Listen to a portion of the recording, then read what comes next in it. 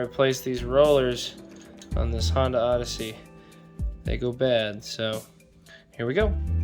Okay, first you gotta get this panel off, and I'll show you how to do it. When you open the door all the way, there's one screw right there you gotta take off, all the way up in there. Okay, now go to the back, and there's 8 millimeters in both. You gotta take this lens off. So take these off. Okay, then lay just this here. You don't have to take it all the way off. There's one bolt here you take off. Okay, then you gotta push it forward, and then it slides right out. Then you take it out. Okay, as you can see, that roller up in there is all bent and twisted. So you gotta take this off. There's some bolts right up in the inside here. And back out right there. And just use an open wrench.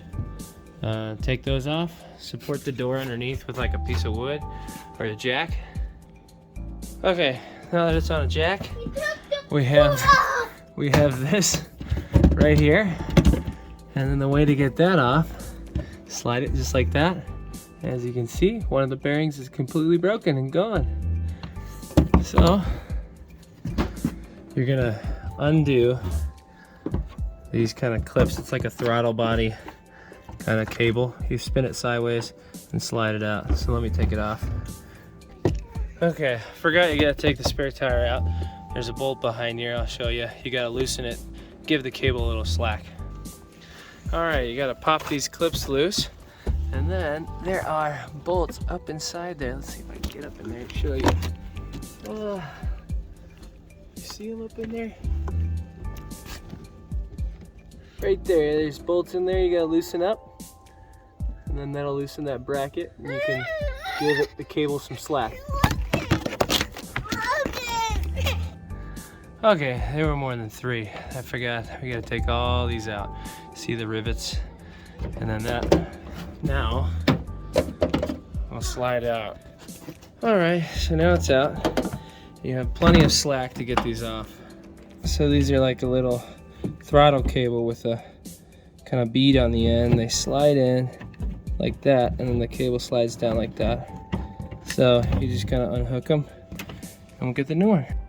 Okay, there's one little tiny E-clip on the end of this thing, and the easiest way to do that, again, special amazing tool, a pick, and you just take that pick and pry at it, and it comes right off.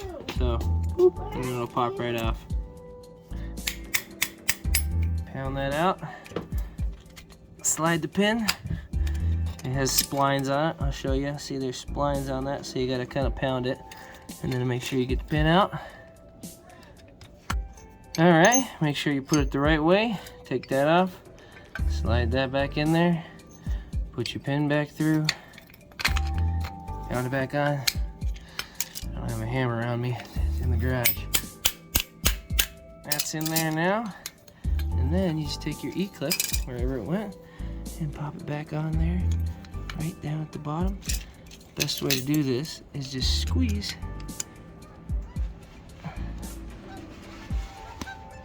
Right there. Okay, E-clip is back on there. Let's put it back on. Okay, the new one's back in there. Easiest way, just tilt it up like that, slide it back down, and then you're gonna bolt it back to the door. Finish up putting your bolts back on the inside, and voila. I'll do that, and then we'll see if the door closes. Okay, I just wanted to show you this real quick. They say you have to remove this whole back port, take out the seat and everything. What you can do is just undo that and then pull that back. It's not gonna hurt anything. It's plastic, so just pull it, work down there, you're good to go. All right. A lot quieter there.